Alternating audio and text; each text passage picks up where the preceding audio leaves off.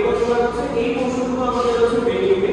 তো এখানে আমরা কিভাবে কাজে সেট করবো, হার্ডওয়্যার ইনিশিয়াল সেটআপে কিভাবে এটা আমরা দেখে নিব ফুল অপারেশন যাওয়ার আগে। লংজিভিটি XYZ যে আমাদের যে 3D অ্যানিমেশন আছে সেটাকে সে কাজ করতে পারে। এই আইএম এর উপর ডিপেন্ড করে আমাদের হচ্ছে ড্রোন সিস্টেমটা কাজ করে। সো এইখানে আইএমটা হচ্ছে কেন ইউজ করা হচ্ছে, যখন আমরা কি ক্যালিব্রেশন করব তখন তার এক্সিস্টেন্সটা 0 থাকতে হবে। কোনো কিছু যদি 0 না হয় তাহলে এটার কোনো কাজ হবে না। আমি এখানে দাঁড়াচ্ছি কারণ আমাকে অ্যাবিলিটি নয় এরকম ইউইউ তাকে দেখানোর জন্য। তো আমি যেহেতু অটোনোমাস কাজ করতেছি, হার্ডওয়্যার এবং সফটওয়্যার যদি না ভিজুয়ালাইজ করতে পারি তাহলে আমি কি কাজ করতেছি আলটিমেটলি বুঝতে পারবো না। তো রাসবেরি পাইটা এই এরকম একটা ইউইউ যেটা লিনাক্স সিস্টেম এটাকে সাপোর্টেড করে।